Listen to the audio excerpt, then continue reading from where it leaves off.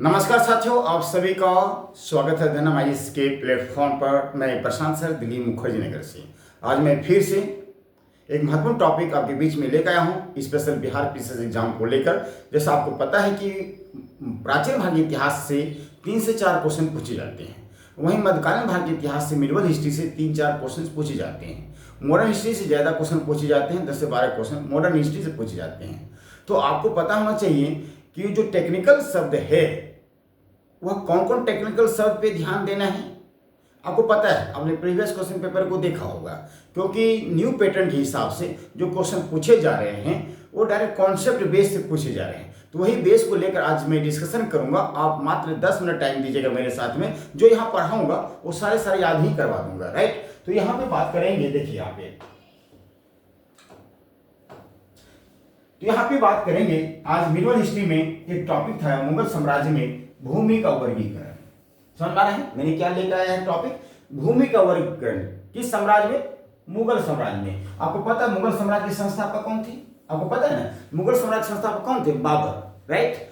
अब बाबर के जनरेशन आए, हुमायूं आए, अकबर आए, जहांगीर आए, शाहजहां आए, औरंगजेब आए, बहादुर शाह प्रथम आए, जहांदार आए, फर्रुख शाह आए, मोहम्मद सरंगीला आए, अहमद शाह आए। इस प्रकार कंटिन्यू आते रहे हैं 1857 तक, आपको पता है। तो आज हम बात करेंगे अकबर के समय का भूमि एंड मुगल साम्राज्य में जितने भी रूलर आए हैं, जितने भी शासक हैं, सबको इंक्लूड कर लिया, सबको शामिल कर लिया जाए। मैं सारे भूमि का वर्गीकरण आज की क्लास में कर दूंगा। हमको लगता है, उम्मीद है कि इस टॉपिक से क्वेश्चन पूछे जाएंगे, तो आपने बिल्कुल ध्यानपूर्वक इस लेक्चर को सुनिएगा। यदि 1% भी डाउट हो तो आप सभी को मेरा नंबर शायद मिल गया होगा। जिस बच्चे को मेरा नंबर नहीं मिला है नोट कर सकते हैं, 9871393963। इस पर आप संपर्क कर सकते हैं। मैं आपको खास कुछ इंपॉर्टेंट मटेरियल भी प्रोवाइड करवाऊंगा और बताऊंगा आपको कहाँ अभी फोकस करना है, कहाँ फोकस करना है। एसडीएम बनना है हमारे प्यारे बच्चों, एसडीएम बनना है, बीडीओ बनना है, सीओ बनना है, हम अपने बिहार का नाम रोशन करना है, एक पदाधिकारी बनना है। आने वाली जनरेशन में आपका जनरेशन में हर बच्चा उस मुकाम तक पहुंचे तो देश दुनिया में उसका नाम हो, एक समाज में एक अच्छा माहौल बने, एक अच्छा माहौल बने। You know about that. आप जानते हैं educated person is the mirror of the society. आपको पता है ना हमारे प्यारे बच्चों, आप एक अच्छे पढ़ लिख के जब ऑफिसर से बनोगे, आप जिस सोसाइटी में, जिस अनुमंडल में, मंडल में कार्य करोगे, वहां आपसे जो है प्रत्येक दिन डेली जो है एक नए व्यक्ति से मुलाकात होंगे। वो सोसाइटी से बिलोंग करेंगे, वो समाज से बिलोंग करेंगे, ठीक। उसके व्यक्तित्व को जानोगे, आपके व्यक्तित्व को जानेंगे। यदि आपके व्यक्तित्व से वो व्यक्ति प्रभावित होगा तो क्या आपको पता है उस सोसाइटी में एक नई सोच डेवलप होंगे, उस समाज में, उस माहौल में। तो मैं ये कहना चाहूंगा, जब आप इस धरती पर एक बार ही आप लोग पैदा लेंगे, हम लोग पैदा लेंगे, कुछ करना है, ठीक है। तो आप लोग मेरे प्लेटफॉर्म को, अधनमाइस के प्लेटफॉर्म को जरूर लाइक एंड सब्सक्राइब कर लीजिएगा और अपने मित्रों को भी शेयर कीजिएगा। मेरा ये सोच है कि भारत के हर बच्चा अच्छे पोस्ट पे जाए और अच्छा एजुकेशन प्राप्त करें, एक सोच है हमारे प्यारे बच्चों। इसीलिए मैं दिल्ली मुखर्जी नगर से आपको एक क्लास दे रहा हूं। मैं लंबा समय इस प्लेटफॉर्म पे, मतलब इस फील्ड में रहा हूं। मैं भी बिहार से ही रहने वाला हूं, भागलपुर डिस्ट्रिक्ट। आपने नाम सुना होगा, बिहार का एक जाने माने जिला है भागलपुर जिला, जो गंगा नदी किनारे है, जब वहाँ एक विश्वविद्यालय भी है जिसका नाम है विक्रमशिला विश्वविद्यालय। और भागलपुर का नाम पहले क्या था? एक 16 महाजन पदों में एक था, जहां आप देखेंगे बिंबिसार ने ब्रह्मदत्त की हत्या करके अंग को जो है मगध में मिला लिया।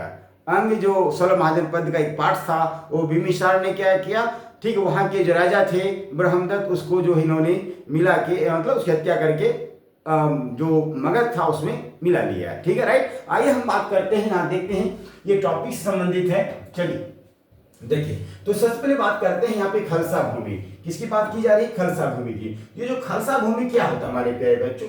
देखिए यहाँ पे लिखा प्रत्यक्ष रूप से बादशाह की किस नियंत्रण में। जो खालसा भूमि था एक सरकारी भूमि, खालसा भूमि किसको कहेंगे? एक सरकारी भूमि को खालसा भूमि कहा जाता है। तो जो बादशाह हुआ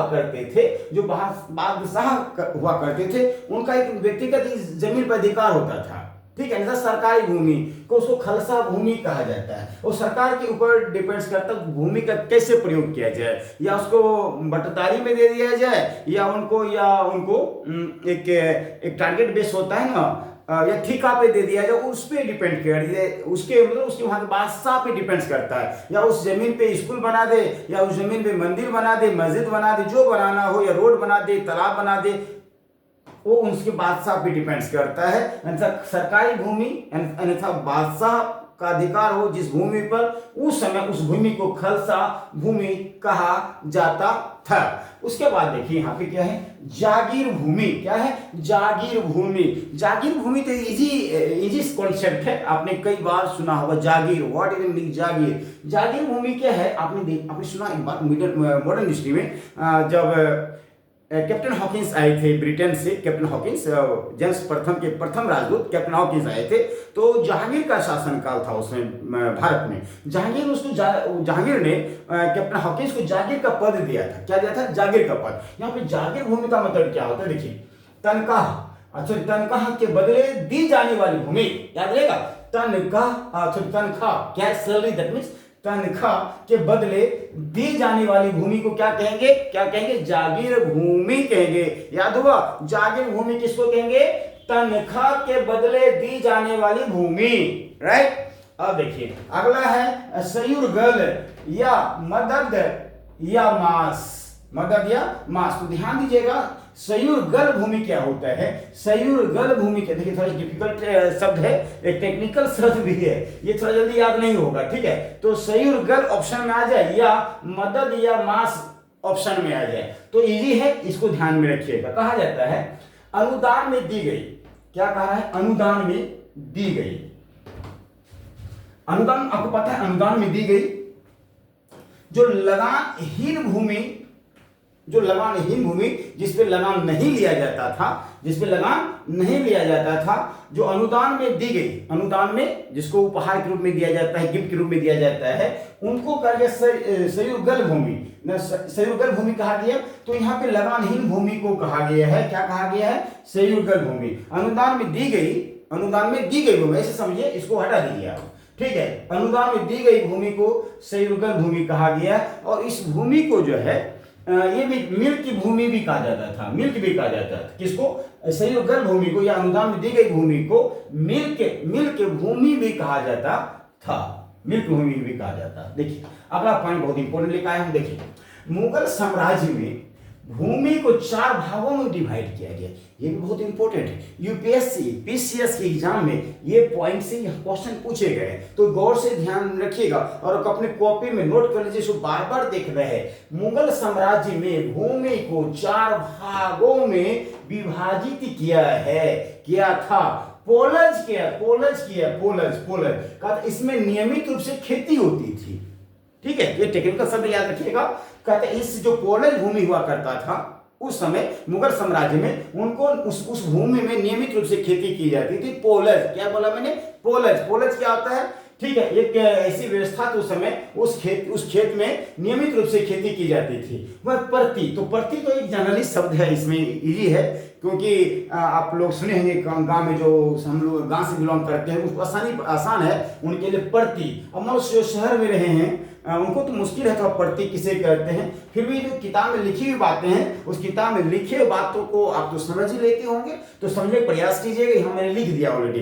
कहता प्रति क्या? इस भूमि पर 1 या 2 वर्ष के अंतराल पर खेती की जाती थी, ठीक है। देखिए क्या है, एक खेत होता है जो कि हर 3 महीने 4 महीने कोई नहीं कोई फसल उत्पादन करते रहते हैं। यहाँ पे कहता है कैसी भूमि जो हर 1-2 साल के अंतराल पे ही खेती किए जाते थे, मतलब सालों भर उनको जो है प्रति छोड़ दिया जाता था, साल भर उस खेत में जो है फसल उत्पादन करते ही नहीं थे। इस व्यवस्था को, इस खेत को क्या कहा जाता था? प्रति कहा जाता था। क्या कहा जाता था? प्रति। इस भूमि पर 1 या 2 वर्ष के अंतराल पर खेती की जाती थी, इट्स कॉल्ड प्रति भूमि। वहीं चाचर क्या होता है? देखिएगा, इस पर 3 या 4 वर्ष के अंतराल पर खेती की जाती है। एक प्रति, दूसरा चाचर में 3 और 4 साल के अंतराल पर खेती करना ही जो है उनको हम लोग क्या करेंगे? खेती की जाती थी हर 3-4 साल वर्ष के बाद। It's called चाचर। चाचर समझना है, एक प्रति होती है चाचर में 3 से 4 साल, और वो प्रति में 1-2 साल के अंतराल पर, यहाँ पे 3-4 साल के अंतराल पर खेती की जाएगी चाचर। इसका मतलब है कि यहाँ भी तो डिफिकल्ट काम है। ठीक है, अब देखिए बंजर। देखिए बंजर को आपको पता है कि बंजर जहाँ खेती ना हो ना, एक ऐसा एरिया, एक ऐसा भूमि जहाँ खेती नहीं ना हो, और जहाँ बंजर है उस पर लगान नहीं ली जाएगी। ये तो आसान बात है। यहाँ पे लिखिए क्या कहता है, यह खेती योग्य भूमि नहीं था। बंजर एक इजी शब्द है, बंजर से रिलेटेड क्वेश्चंस नहीं आना चाहिए क्योंकि ये इजी शब्द है, ये सबको पता होगा। ठीक है, तो बंजर भूमि पे जो है टैक्स नहीं दिए जाएंगे, नो टैक्स। देखिए एक पॉइंट और लेकर आपके बीच में, देखिए मुगल काल में कृषक को 3 वर्गों में विभाजित किया गया था। मुगल काल में, मुगल एम्पायर में कृषक को 3 वर्गों में विभाजित किया गया था। वो कृषक किसानों को 3 वर्ग, वो 3 वर्ग क्या क्या है देखिए। पहला है शुद्ध कास्त, दूसरा है पाही कास्त, और तीसरा है मुजारियन। याद हुआ, ध्यान दीजिएगा। कृषक और किसानों को 3 वर्गों में विभाजित किया गया था। खुद कास्त, पाही कास्त, तीसरा है मुजारियन। तो ये बहुत इजी है, आप एक ही मतलब आप एक बार वीडियो देख लीजिएगा, सुन लेंगे तो याद ही हो जाएगा। देखिए तो जो खुद कास्त है, ये किसान उसी गांव की भूमि पर खेती करते थे जहां वो निवास करते थे, जहां वो रहते थे। जिस गांव में वो उसी गांव में जिस गांव में वो रहते थे, ये किसान उसी गांव की भूमि पर, जिस गांव में वो रहते थे उसी गांव की भूमि पर खेती करने वाले किसान को खुद कास्त कहते थे। खुद कास्ट समझना, खुद कास्ट किसको कहते थे? जिस गांव में वो लोग रहते थे उसी गांव में जो खेत अवेलेबल था, उसी गांव में जो खेत थे, मतलब फिर रिपीट करता हूं, सॉरी, कहता ये किसान जो है उसी गांव की भूमि पर खेती करते थे जिस गांव में वो लोग रहते थे। तो क्या कहा गया है? खुद कास्ट। समझेगा? समझ लिए? ठीक है, फिर रिपीट करता हूं, बार बार रिपीट इसलिए कर रहा हूं ताकि आपके माइंड में हिट हो जाए और समझ में आ जाए, राइट। तो खुद कास्ट कहता है ये किसान उसी गांव की भूमि पर खेती करते थे जहां के वे निवासी थे। खुद कास्ट। पाही कास्ट क्या हुआ? ये दूसरे गांव जाकर कृषि कार्य करते थे, उनको कहा गया पाही कास्ट। क्या कहा गया? पाही कास्ट। पाही कास्ट का मतलब हुआ ये दूसरे गांव जाकर कृषि कार्य करते थे, उनको पाही कास्ट कहा गया। लास्ट में मुजारियन क्या होता है? देखिए मुजारियन का मतलब होता है ये क्या करता था, खुद कास्ट से जमीन लेकर ये खेती क्या करते थे, खुद कास्ट से ये जमीन लेते थे और उस जमीन पर खेती करते थे, उसको कहा गया मुजारियन। तो खुद कास्ट कृषकों से भूमि किराए पर लेकर कृषि कार्य करते थे, उसको क्या कहा गया? मुजारियन। खुद कास्ट, पाही कास्ट, मुजारियन तो आसान है। मुजारियन जो खुद कास्ट से जमीन किराए पर लेते थे, उस जमीन पर खेती करते थे। मुजारियन, पाही कास्ट दूसरे गांव जाकर खेती करते थे। खुद कास्ट जिस गांव में रहते थे उसी भूमि पर ये कृषि करते थे, खेती करते थे।